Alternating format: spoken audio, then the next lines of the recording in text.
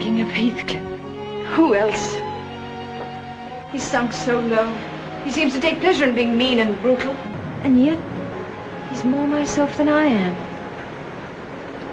Whatever our souls are made of, his and mine are the same.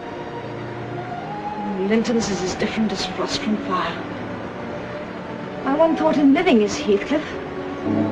Ellen, I am Heathcliff. It's ticklish business any way you look at it. Come on, we'll stick together.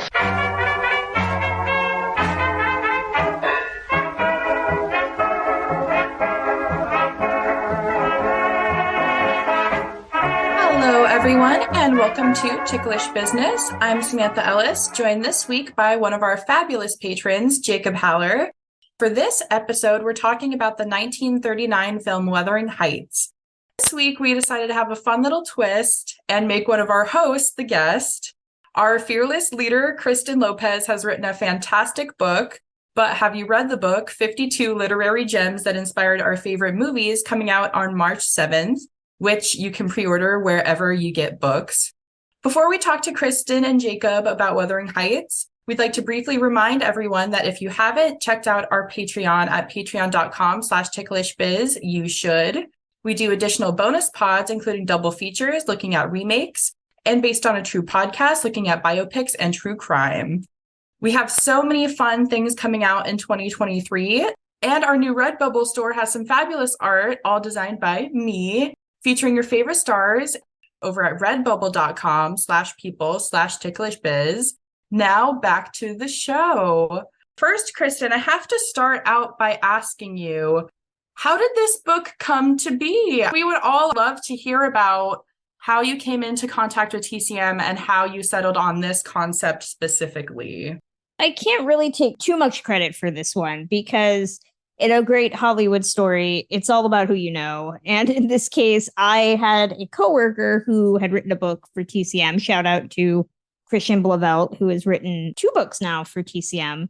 He recently wrote one about Hollywood and World War II for them. I had asked him just casually, how does one get published by TCM? He had put me in touch with the person that is in charge of that, the fabulous John Malahai, and we just started talking. He said, what are you interested in? I gave him a couple of things that I was into, none of which were this book, by the way, but he wanted to get a feel for the types of stuff that I like. Eventually, they reached out to me and said, well, we have a bunch of ideas that have already been approved. We just are looking for a writer to write them. They said, well, you have a master's in English. You like to read a lot, right? And I was like, well, do I? Up until this point, this master's degree had not necessarily paid off for me in any significant way, shape, or form. Yes, in this case, I did read a lot. And I also, oddly enough, tend to read books that are going to be adapted into film early. I like being the insider that knows what's going to happen with a movie. So I was already reading books like this. And they said, well, do you want to write a book about adaptations? I said, yes. It did not mean they just handed me this project and said, well, here you go. I still had to sell myself as the writer. I still wrote a pitch document. And one of the sample chapters I wrote was about Wuthering Heights, because it's my favorite book and one of my favorite adaptations. So it was a really good blend of timing and an idea that they already had and something I was already interested in. I have to commend you. When I flipped through it, I really didn't expect to get such a wide history of film. I didn't know what you were going to limit it to, but it really covers everything. I can imagine it would be so hard to narrow down exactly what adaptations you're going to put in the book, right? Because I would argue you've got your best adapted screenplay Oscar every year. That category fills every year. A lot of books are adapted into movies. What was the process like of narrowing down? There's a lot of sample lists that I had, long lists. The first thing I got told was just write everything. Write down every movie that you know of that has an adaptation. I did. I sent them maybe close to 80 to 90 books. Most of them were not great adaptations or things that I was ever going to write about. Give us some examples. I have to know. A lot of it was more modern stuff like Twilight, stuff like Harry Potter, things that I tended to like. So a lot of Dennis Lehane books, Don Winslow's Savages, which is one of the few adaptations that I wish I could have included just because I have a lot of opinions about that. A lot of romances. It was a really lengthy list. I'm trying to actually go back to my drive that had all of my lists on it just to see what that original list was, because I haven't even looked at what it contained since I pitched the book. I remember it being a very, very lengthy list that was incredibly easy to narrow down once I started doing it. TCM was very, very forthcoming about the stuff that they wanted to include. The time that this was being developed, Dune was in the process of coming out, so they knew they wanted to include that, which I was fine with. They also wanted to make sure that I had a diversity of authors, I had a diversity of genres, eras. So a lot of it was just really fine-tuning the things that I knew I wanted to include. That's the thing. When I flip through, that's really what I get is diverse. Jacob, we have to bounce you in here too. When it comes to Wuthering Heights specifically, which is really early in the book, where is your background on it? Can you remember when you first saw it? It's funny. I was sent a list of topics and movies that we could talk about. I picked this one, but I had actually never read Wuthering Heights or seen any adaptations of it, or even really heard the Kate Bush song. So this week has been a busy week of research. I read the book and I watched the movie a couple times, some media surrounding it. It's been interesting. I wasn't really sure what to expect. You all are the experts. I am curious to hear what you think about the differences between the books and the movie and what you thought about it in general. Kristen, let's bounce back to you. I really would like to know your history with it as well. I read Wuthering Heights for the first time freshman year of high school, freshman to sophomore year of high school. I was very determined to read everything on one of the reading lists that we had because I'm a perfectionist. This was one of them. And I checked it out at the library and I took it to my journalism class that I was in. And the professor, who was probably about my age at this point, so he was the cool young teacher that we had, looked at it and said, I would never read this book. I would actually jump off the roof of my house. It's so terrible. Now that I look back on this, I don't really know if he should have been telling this to a student. At the same time, I was like, well, screw you, dude, because I'm a rebel, because it was high school. I was going to read this book. And I did read this book. It was amazing. I loved every second of it because the Bronte style of writing feels very grandiose. With something like Wuthering Heights, it is such a messy, tragic story about people who just refuse to compromise. And it's about class and it's about identity, regret, anger, and hostility. It's about all of these feelings that as a teenager, you're like, I understand all these things. To read it, it's just so impassioned and it's so amazing. And up until maybe about a decade ago, I would read it every year. I have not done it in a while and I feel very bad about it. So when I realized that they had made several movies about the book, I've seen pretty much all of the major ones. What is interesting is that the book and the movie, at least the 1939 version, the book only comprises about half of the novel. It does not include the back half, which includes a whole second generation that comes up in the wake of Catherine and Heathcliff's relationship. And a lot of that is understandable. The characters all have very similar names. There is a Catherine and a Kathy. There's a Hindley and a Hareton and an Edgar and a Linton, but not Edgar Linton, which is the last name of the character. So it's easy to see why they condensed it significantly. I still love everything that Emily Bronte did with the book. And I think it's withstood the test of time, which is why there are so many versions of it. New, old, associated with the book. There's an MTV version that was fairly limited to just keeping the names of characters, but they modernized everything. They turned Heathcliff into like a rock star. It's entertaining in its own way. And I've seen them all, and I find merit in all of them. I had no idea about this MTV adaptation. Oh my goodness. I really like that. I like Heathcliff as a rock star. Totally see that. It came out right around the MTV era in the early 2000s when they were trying to rebrand right after Harmon, a hip opera. I'm not really sure. Don't quote me on that. It was around the same time as that. And I just remember that it had Katherine Heigl, Eric Christensen's in there. So it's a very, very early 2000s. take on Wuthering Heights that is remarkably similar to the 1939 version in that it comprises the first half and it does adhere to a lot of the same beats, but it's modern. It's a happy ending, which is ridiculous in the grand scheme of things, but still entertaining in its own way if you ever watch it. That's just so wild for me to hear. I know that there are multiple adaptations. I have not read the book and I have not seen any other adaptations other than the 1939 version. That being said, I have seen the 1939 version many times. I really wanted to see it at the TCM Film Festival when Alex Trebek was introducing it. I skipped it for Butch Cassidy. I've seen it so many times because really from the start of my dive into classic film, I've always loved Vivien Leigh. I love her relationship with Laurence Olivier. And I feel like this movie plays so much into the history of their relationship. And just seeing him at that time looking broody and hunky. And I love Merle Oberon, especially the more I watch, because I've been watching more and more of her films. Seeing both of them in this, I'm just obsessed with the movie. I'm over here in the corner obsessed with the movie. I don't know anything else. That's all I know. I hate to tell you then that Merle Oberon and Laurence Olivier actually despised each other. See, I heard about that, and it's really interesting to me. It was one of those cases where they just had those kinds of personalities. They're too similar. To be fair, Laurence Olivier really did not like making this movie. He found William Wyler, who was the director, to be an incredibly demanding director. He hated the multiple takes that he made him do. He also didn't really want the part because he wanted Vivien Leigh to play Kathy, and the studio executives didn't want that. They offered Leigh a consolation part. They offered her the part of Isabella, and she didn't want that. She wanted the lead. Supposedly, Olivier was very upset that they just didn't give it to her.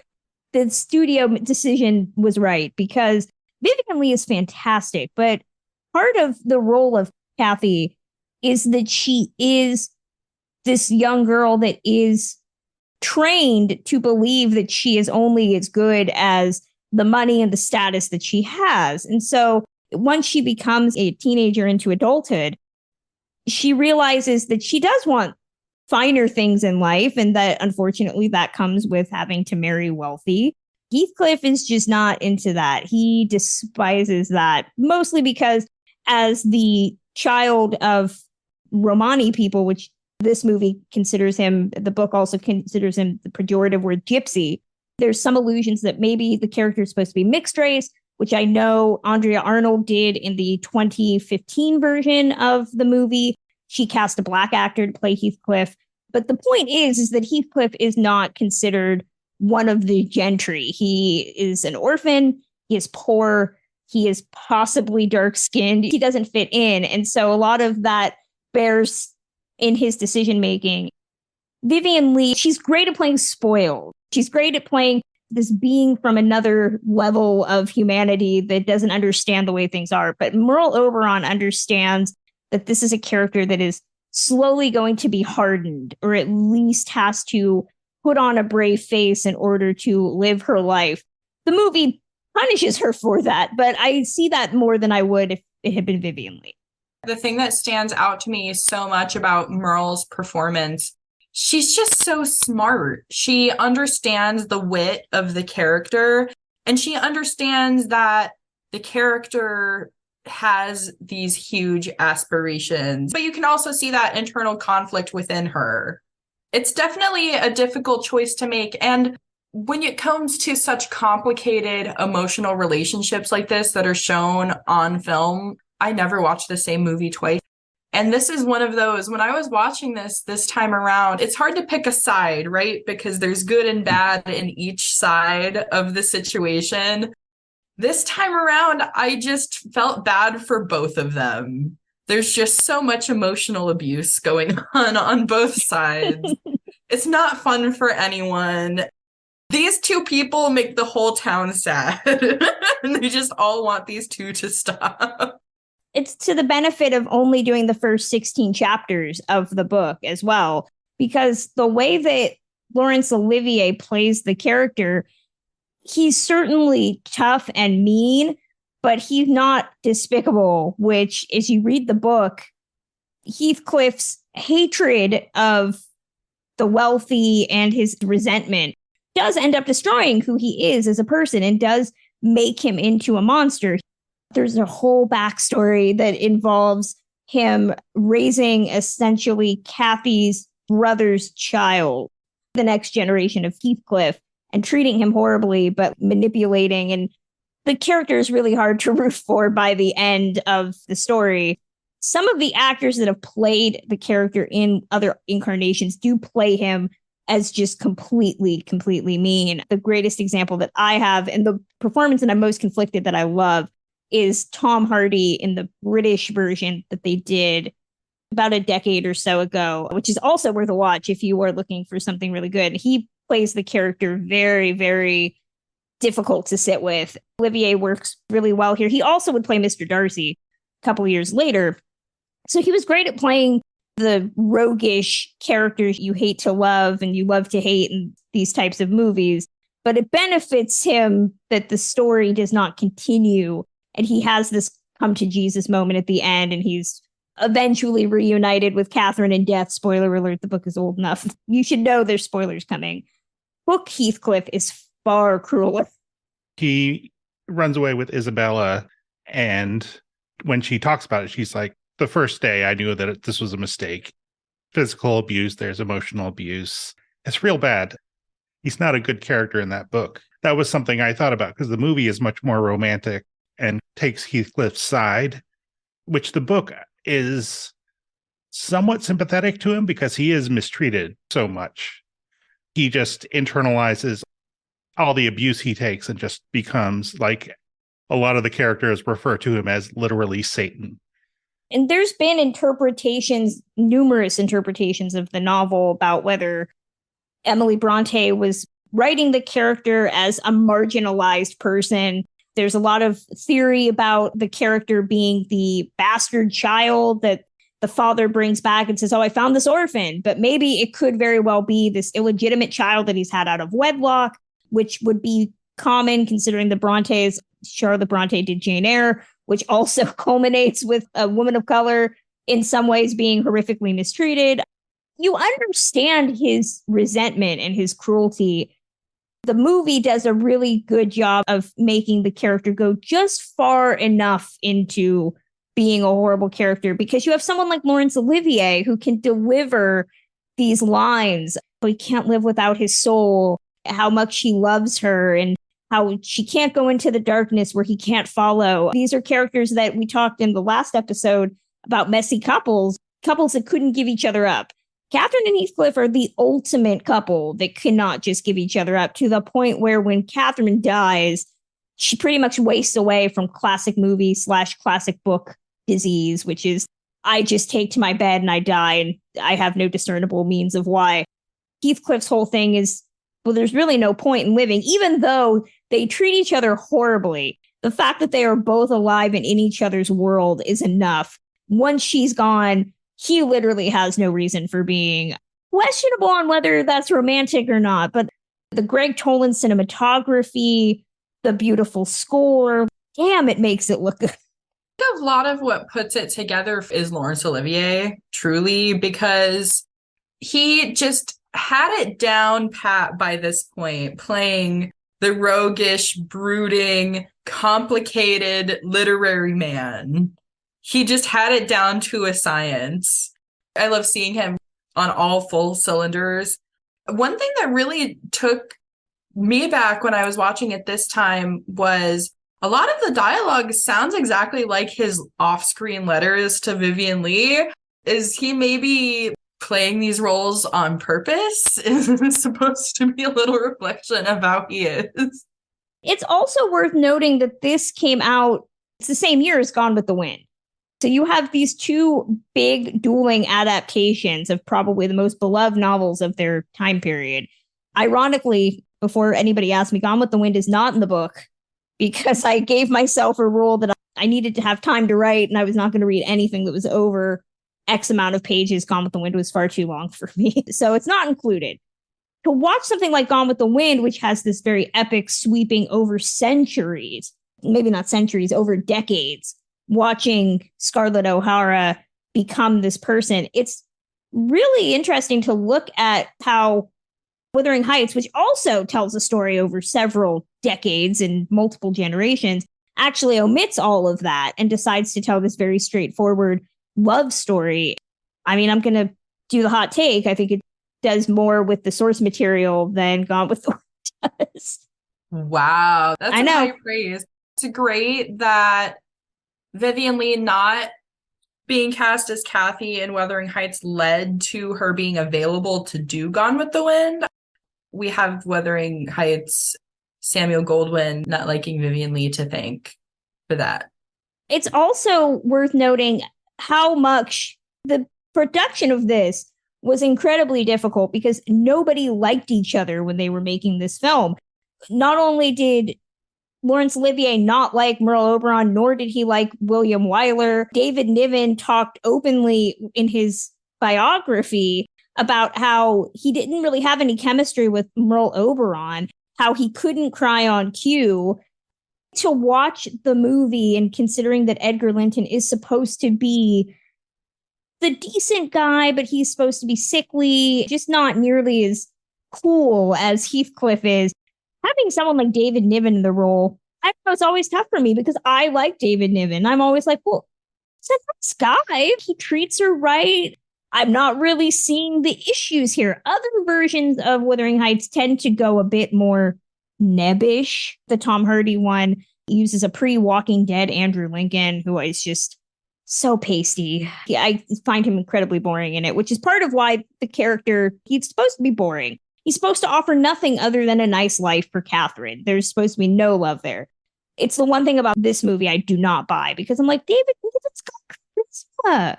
I like David Niven too, and he is criminally underutilized in this. I actually believe that this was the very first David Niven film I ever saw. It really didn't put me onto him at first. It took me a while to come around to David Niven because I saw him in movies like this that really didn't use him to his full potential. To all listeners who have seen David Niven in this and haven't seen A Matter of Life and Death, you need to go watch that and see how amazing and hot. Heartily second that. That movie is just perfect. In the book, he's very boring. In the movie, the worst things about him are he's clearly just thinks Heathcliff is nothing. And there are a lot of racist and classist attitudes in there. Kathy, in the book, certainly, once her father died, she was basically let to do whatever she wanted. And so she came up pretty wild herself. Apart from this mutual fascination, she has a fellow feeling with Heathcliff. That attitude doesn't sit well with her. She wants a comfortable life. It's one of the big changes from book to screen in the sense that the movie ends with this beautiful sweeping shot of Penistone Crag, which is where Heathcliff and Catherine go to as children. It's their private place where they can be who they want to be. You see the spirits of them walking together hand in hand. That's not in the book.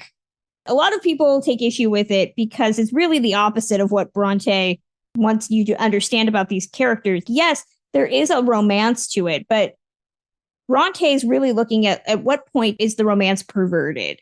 It becomes this relationship of control and abuse and hate for the sake of it. What point does Heathcliff stop being a romantic leading man and become this monster whose hate ends up consuming him? It's why I love the movie, but I do stipulate always that it is not the book, because a contemporary reader of the book is going to look at that and be like, oh, so Catherine's just cool being haunted by Heathcliff. What's the point of her haunting him? It's more pettiness than anything else. I definitely appreciate the romantic ending in the movie, but it is completely at odds with what Bronte wrote.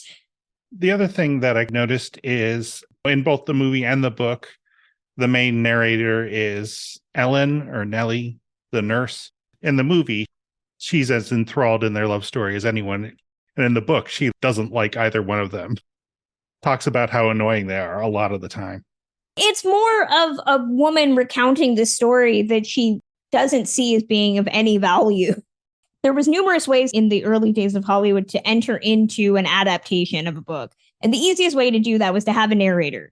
You had somebody not necessarily narrating, but telling the story to somebody else. Great example, Citizen Kane, in terms of trying to go back to the beginning and interview all these different people. And that's a very easy way to tell a story. Mildred Pierce does that, right? Where she's sitting in the police station recounting how this goes. So it's almost like reminding the reader, this is just like an audiobook. You're being told the story. And 1939 was the very popular time for adaptations because not only did you have this and Gone with the Wind, but another one that I ironically put on my long list and did not include in the book for reasons I don't really remember, is The Wizard of Oz.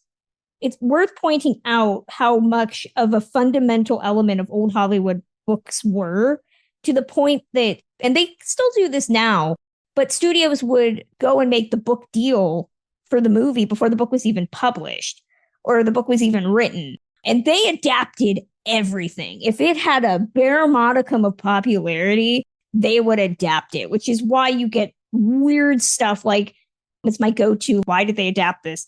The Razor's Edge. That book was a little popular, so they adapted it. Not everything was Vera Caspari or Dashiell Hammett. They would take anything because the belief was that if it was popular with readers, that's a built-in audience. It's amazing to look at how adaptations have changed over the years because now I think studios are a bit more selective about what they adapt than they were in the 30s, 40s, into the 50s. To add to that conversation, I don't want to sound like an old crabby boomer here. People don't read as much anymore. And I think that it's a lot rarer for a book to come to the surface of public popularity where everyone's talking about it and then people pay attention to it enough to adapt it into a movie. I just feel like that doesn't happen very often anymore. Like what you're hearing? Then consider supporting Ticklish Business via Patreon. We host 2 additional bonus shows and special series like 6 Weeks with the Thin Man, give out free merch, allow you to guest on an episode, and more. You can check it out at patreon.com/ticklishbiz. And if you want to take Ticklish Biz home with you, consider buying something from our Redbubble shop. You can find our holiday Jean and Judy Makoko mugs, or get our newest design devoted to Gene Kelly's assets in An American in Paris on a variety of objects. It's at redbubble.com/people/ticklishbiz. Now back to the show. I don't really hear people talking about books in your basic conversation, unfortunately. Some of the biggest book adaptations these days are what? They're skewed to young adult, YA. And even then, the YA boom has petered out a little bit post Hunger Games and Harry Potter. That was really the biggest audience you were going to find in contemporary times with a book adaptation. You also have to remember that in the early days of film, the 30s, 40s, the studio system, it was a lot quicker turnaround for book adaptation. So you could make a movie in 2-3 months and have it out by the end of the year. Now, movies take so long to develop and to get the director on board and to get an actor's schedule cleared that numerous times now you'll be like, that book was popular 5 years ago. Why are we now adapting it? It takes too long. The benefit of looking at classic film adaptations is that you're really getting more of an eye into what was popular at that time because it was quicker to make the film. To return to something you said earlier about how movies would rely on narrators to give a framing device. And I feel like there is an equivalent in a lot of novels of this era of, for a while there, it seemed like authors wanted to give the reason why this book existed as a thing that you could read. Like Frankenstein, it's like, well, you end with the monster up in the North Pole and the doctor who knows. How do we know about this? How is this a book? There's this framing device of, oh, and I met this guy and I wrote it down and now this is a book. And that goes on in this book where Lockwood, the lodger who is in the movie, shows up at the beginning and he's had a tough time in the city. He needs a break. He's broken a woman's heart. So he goes out of the country. He's completely insufferable in a way that I found very enjoyable. I liked the performance in the movie by Miles Mander. Thought he was good. Doesn't really have anything to do with anything, but I just thought it was interesting that there's a parallel between this 1930s trope and a similar trope in novels of this era. I love that the adaptations of this era never shied away from the fact this is a book. we're making it because it's based on a book. And so you had stuff like that. It's great to look at some of the trailers from this time where they would actually have the book in the trailer and they would open it up and it would show these scenes from the movie that you're going to see. They make no bones about the fact that this is a book you loved, people. You can go out and buy it and you can read it. You can see the movie. And now we just had an adaptation come out within the last week that people are criticizing because it doesn't want to promote the fact that it is an adaptation. I love the old studio system concept of, we know this is built-in IP for us. We know that this is printing money, right? Not only are people going to buy this book, but they're definitely going to go see it because they bought this book and they love it. And I always love the poster designs from that era too, because when it's an adaptation, the book will take up half the cover. It'll incorporate the spine and make the two lovers the cover. Because I think about the This Above All poster with Tyrone Power and Joan Fontaine. There's the whole book and they're popping out of the book. Another thing too that I haven't mentioned is I always hear about so many of the studio heads were just huge readers and loved a lot of the classic literary novels. And it was really them just saying, hey, I want to make David Copperfield. And they just did it just because there hadn't been a movie of it. Goldwyn and Selznick were the two that most are commonly associated with. Yeah, they're the two that came to my mind as well. Yeah. You also had authors that were built in to adaptations. You had your Brontes. Daphne du Maurier is a very good example, who had pretty much all of her movies adapted. Ira Levin, who did Rosemary's Baby, is a more contemporary example. Almost all of his books have been adapted except one. You had authors that were pretty much just glorified gold mines for a studio. Now, that didn't mean that you had authors that were writing Hollywood films. That didn't always work out. F. Scott Fitzgerald is a great example of an author that came to Hollywood and tried to write scripts and just could not make it work. Neither could Dashiell Hammett. They just could not crack the code how to write a script. So that door didn't always swing both ways. It is really interesting that so many prominent authors were so involved in Hollywood, though. A lot of them did write the adaptations, and when they didn't write the adaptations, they were at least around. We don't have the movie anymore, but you talk about Fitzgerald. The perfect example to me is that he literally wrote a silent film adaptation of The Great Gatsby, which is unfortunately now lost. It's so rare. You never see that anymore, that author interaction and involvement with a Hollywood film. A good example that I know of is Dashiell Hammett worked on The Thin Man, which is a very different movie than the book. The book is far more pre-code, involving drug use and murder and infidelity. And Hammett was not happy with it, so much so that by the time the second movie rolled around, he had just said peace. He was out. And he had tried to write a second book, a second Thin Man. He couldn't do that, and he didn't like the movie, so he just blitzed out of the sequels. A lot of times, authors just did not like the adaptations that would result from their films. Hemingway is a great example. Something like To Have and Have Not, which is an adaptation of his book, which is probably the worst Hemingway book ever. It's a terrible racist book that I almost didn't want to include in my book, but it was the last one I had to do, so I was like, I'm going to work through this. That was the goal for Howard Hawks, is him and Hemingway made a bet that he could make a good movie out of Hemingway's worst book. And he did. It's a Casablanca ripoff, but he made a good movie out of Hemingway's worst book. Hemingway eventually got closer to what he wanted when they made The Breaking Point in 1950. Even that's still an improvement because the book is just grotesquely racist. You mentioned The Thin Man. I just wanted to plug that on your Patreon. You just covered all the Thin Man movies. I listened to those episodes. They were very fun. I've seen a couple of the Thin Man movies. Maybe I'll watch more. Although I gather not the third one. So I just wanted to put a little plug in. Baby Party is terrible.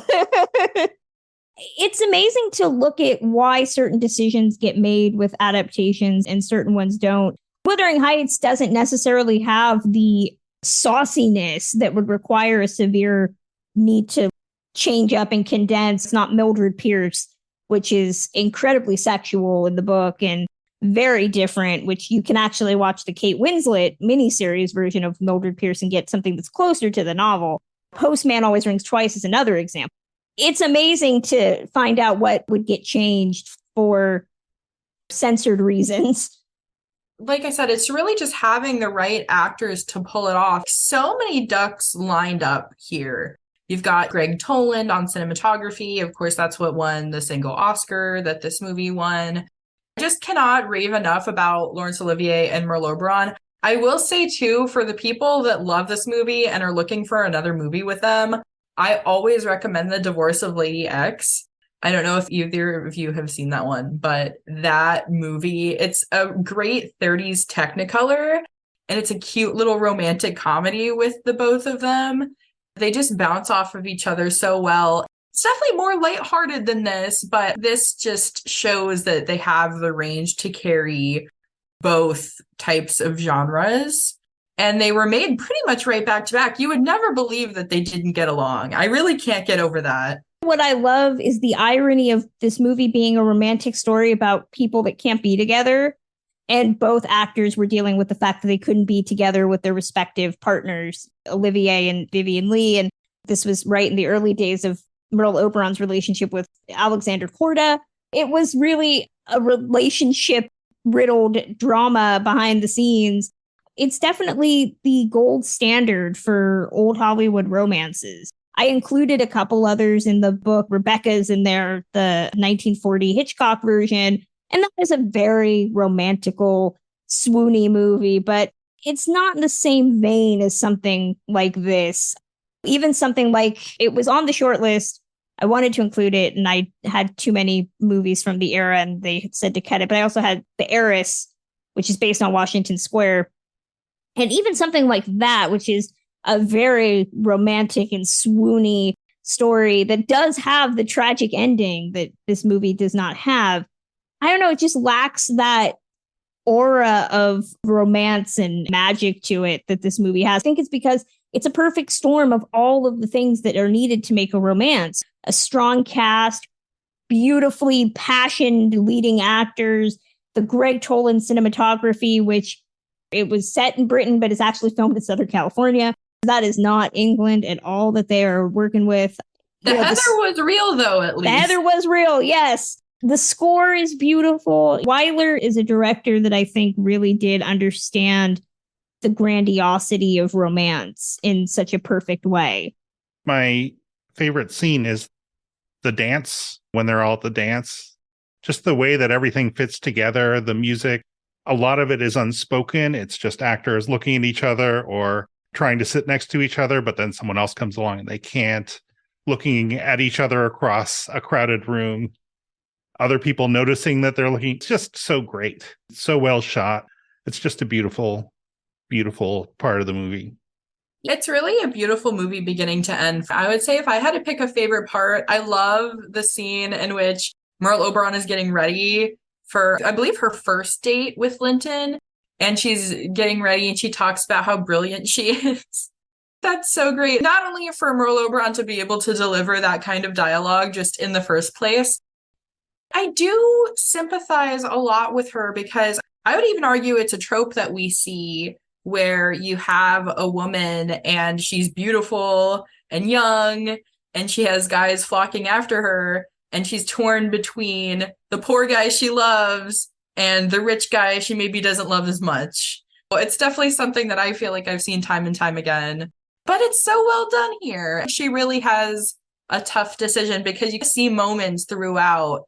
I almost switch sides sometimes, especially because David Niven's in the part and I like him too. It's difficult.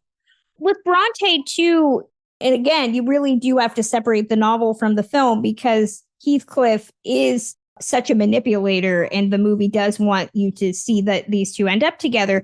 Jane Eyre has the exact same problem, which would come out the year after this with Joan Fontaine and Orson Welles. I know that Mr. Rochester blind at the end of the book and he suffered some problems, but he is a horrible character. He is a horrible character who has a secret wife in his attic that he treats like crap. He treats poor Jane Eyre like garbage. But a lot of the Bronte texts were showing the ways that Victorian literature at the time was really telling women that they should be, which the books are railing against. Men want these quiet mouses that are caregivers and the angel of the house that can care for your children and find the goodness in you. But at what cost? And I think that Jane Eyre ends with a more positive spin on that. But Emily Bronte just says in the book, no, actually, this is horrible. And it's only in the next generation with the children of Catherine and Edgar and Hindley that maybe something passing for a more equitable type of relationship can be achieved. She's pretty much saying the time for these two to have a romance is done. It's on the next group to try again. The Goldwyn Company didn't want that. They wanted a positive, happy ending where in death they can mend all their wrongs and find each other. Goldwyn added the ending with their two ghosts walking off into the distance, right, over William Wyler's objections. Wyler pretty much said he directed it, but it wasn't really his movie at the end of the day because Goldwyn did have final say over what couldn't be included. I just feel like they took the ending of Smiling Through and slapped it onto this without including the whole part of the second generation. They're like, everyone's good now. Don't worry. They caused so much destruction in all these people's lives, but don't worry about them. They're fine. As long as Kathy and Heathcliff are good. There's a whole big thing in the books, too, a running theme of how women and children are just really the property of the men. Maybe women, if they're lucky, get to choose which man they belong to, but they better choose right, because if they don't, you end up as Isabella and you're really not a happy person at the end of that. All these things where Ellen or the doctor or somebody will be like, oh, wow, it really seems like he's going to kill her. Gee, that's too bad. Oh, well, what are you going to do? Nothing I could do about it. They did the movie again in 1992 with Ralph Fiennes and Juliette Binoche, which did do the rest of the book pretty hilariously, if I do say so myself, because they have Juliette Binoche when she's Kathy has brown hair, and Juliette Binoche when she's the other Kathy has blonde hair. And they let the same actors play the two roles. It's pretty funny. That just makes me think of Elvis and Kissing Cousins. They just called it a day. That's pretty much all it is. This is, I think, 2 or 3 years before Ralph Fiennes would do The English Patient. And I know a lot of people have a soft spot for the 92 version because that's the first version of Wuthering Heights. I don't really care for it, even though they are doing more of the book. That one, ironically, also ends with the same ending as the 1939 version. And they did have to use Samuel Goldwyn Studios in the title because they did own the rights to Wuthering Heights. It's definitely a mixed bag to look at other versions of Wuthering Heights. Some of them just tried to do a bit too much. I can't say that I have seen or like any other version. I'm getting more into the literary adaptations now, though. I just saw Jane Eyre for the first time this past year. I'm starting to get into that genre, you know, with Dragonwyck, as we were talking about. I love this version. This is the version that I'm going to hold close to my heart. I'm biased. I love both Merle and Laurence Olivier, and really everyone involved. William Wyler is just such a great director, and a lot of people don't put him in the Mount Rushmore of directors, but I think there's a very solid argument for him to be there. Oh, definitely. Wyler is one of consistently great directors, whether it's this or The Children's Hour, Dodsworth. He just consistently made fantastic movies about relationships. He really found the intrigue in just having two people navigate the pratfalls of romance. He also had a lot of good threesomes in the sense of Heathcliff, Kathy, and Edgar, or something like The Children's Hour. In the original film, these three, which he also directed.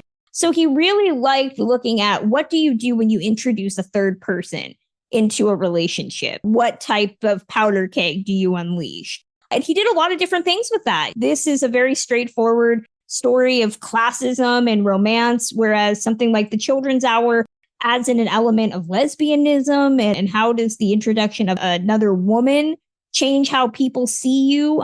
He was a fantastic director. Even something like Funny Girl which is a very modern contemporary musical that could have been dominated by Barbra Streisand, and it is. But it's hard to not say that William Wyler isn't a huge factor in why that movie works. Right. And I think about The Best Years of Our Lives, too. So many mental and emotional dynamics in that movie. There are just so many good examples. We could be here all day. We could be here as long as The Best Years of Our Lives is talking about William Wyler's work. I did want to bring up, you mentioned to me about the short list and what I had, and I found my original list that I included, which again did not include Gone with the Wind. I forgot to include the biggest. I can't believe, I'm so surprised. I know. But I included a lot of other things that they unfortunately did not allow me to include that I wish I had. Stuff like, for the purposes of the time period that we're looking at, I had Scarface, the 1932 version on here, Magnificent Ambersons, Mary Poppins, The Little Princess, which I tried very hard to include because I love that. There's multiple versions of The Little Princess, much like this. A lot of things just itching for a volume 2. Well, we definitely hope there is a volume 2. Yeah, that'd be great. I can't recommend this one enough. We've got 52 in there. We could get 52 more, I'm sure. I say that now, and then if I ever get the opportunity to have to read 52 books again, I will be saying, why did I say I wanted to do another one? You'll be like Colleen Moore, where she's got one eye on 2 different books. That's pretty much how I wrote it. Prepping one book and reading another. It was so much juggling. I was telling people it was a lot like prepping for my master's exam, which required me to read a lot of books in a very short amount of time. So thank God that degree taught me how to prioritize reading and speed reading and all of that. Do you guys have any final thoughts on Wuthering Heights? Would you say that you recommend this version? And do you think it stacks up to the book? It's not the book, but I do love it. It is a great gateway into classic romance. And it's a really good example of how you can adapt something and why you would make the choices that you would make. This only is 16 chapters of the book, but they use those 16 chapters in such a skillful way to make a really compelling romance. It totally changes the intent of the original novel, but that's why you read the novel. That's why you enjoy it, because you want to see the differences in why film makes the choices that it makes versus an author. Having read the book for the first time and then immediately watching the movie for the first time, they are very different experiences. I recommend both. I thought the movie was very romantic. It's everything we've just said. Love that. I would also give the film version my seal of approval. There are so many adaptations that I've read. I've read My Men Godfrey. I've read Anatomy of a Murder. I can't say how this one stacks up. I defer to my colleagues, but the movie is absolutely worth the watch. You got to be here for Broody Laurence Olivier. You got to be here for first Asian woman to ever win an Oscar, Merlot Oberon. Laurence Olivier, in the early parts of the movie where he's just dressed in rags, dirty rags. I don't know if you're supposed to think this, but the characters seem to think like, oh, this pitiable creature that no one could ever love. And you're looking at him and it's like Laurence Olivier and you're like, this guy is a Greek god. Anyway. It definitely gave me Wesley from Princess Bride vibes. This is the early version. Princess Bride, I think, eliminates some of that moodiness and some of that toxicity. A lot of the toxicity, yes. A lot of the toxicity.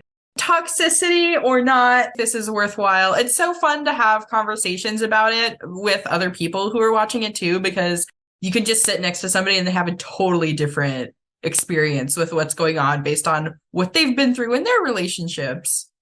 This is unrelated to the movie, but for Kristen, I was just curious, were there instances where you liked the book and then you thought the movie wasn't good, or vice versa?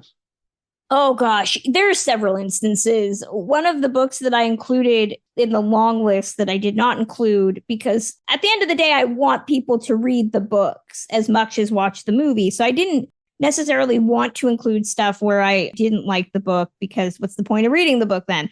American Psycho is the example that I tend to use, where I prefer the film versus the book, because I feel like the director and the screenwriter of the film understand the tone of the book and made something that is just so funny and so scary that I don't necessarily believe the author intended when he wrote the book. One that I feel is equal to its source material is Jurassic Park. You can read that book and have just as fun of a time reading it as you do watching the film. They're very different. There's more characters in the book. The order that characters die, some characters die that do not die in the movie. It's got such a cinematic feel to it. It's easy to see why Spielberg picked it for adaptation. And it's easy to see why Michael Crichton is another author that tends to be adapted, because his books already have a very cinematic element to them. It comes to me watching a lot of the adaptations. Usually I approach it from, I almost always watch the movie first, and then I read the book to get a deeper understanding of what I just saw on the screen.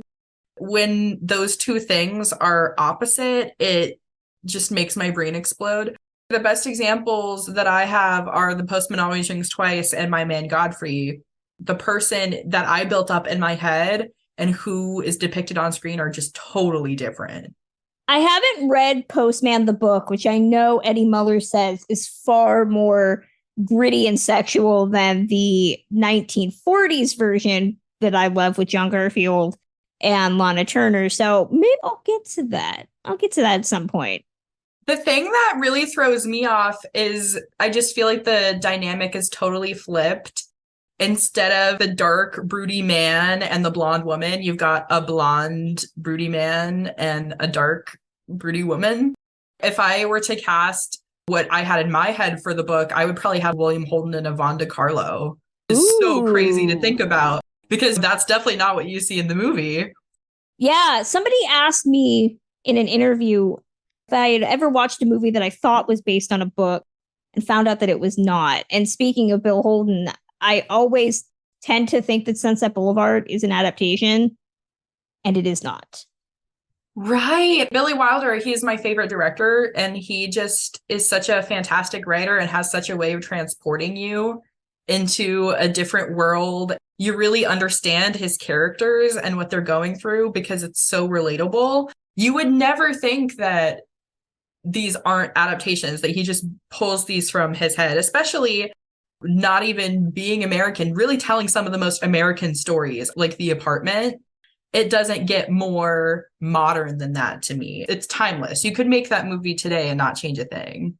That closes out our Ticklish Business episode for today. You can listen to us on Apple Podcasts, Spotify, Stitcher Radio, or wherever you get your podcasts. Reviews matter, so leave us a review on Apple Podcasts. 5 stars should do. And you can follow the podcast on Twitter at ticklish_biz, as well as on Facebook, Instagram, and TikTok at ticklishbiz. You can follow me at Classic Film Geek on Twitter, and you can find my posts at musingsofaClassicFilmatic.com. Kristen, where can fans find and get in touch with you? I'm on all social media platforms. You can find my writing over at therap.com. I'm on Twitter at journeys_film. And I'm on Instagram at Kristen Lopez 88. And Jacob, where can fans get in touch with you? I'm a musician, and you can find my music on Spotify and Apple Music. Just search for my name, Jacob Haller, Haller. I also do some music streams and also play some video games on Twitch. Look for JWGHALLER. And once a year, you can find me on this very podcast, thanks to Patreon, which I recommend you all join and take full advantage of. Speaking of our Patreon helps keep the lights on at Ticklish Biz HQ and gives us chances to do all of our new content, like the Thin Man series that we mentioned earlier, and all of the amazing things we have planned for 2023. So consider helping us out at patreon.com/ticklishbiz. Don't forget, Kristen's book, But Have You Read the Book, is out March 7th, but you can pre-order it wherever you buy books. And we will return with a new episode in 2 weeks. See you then.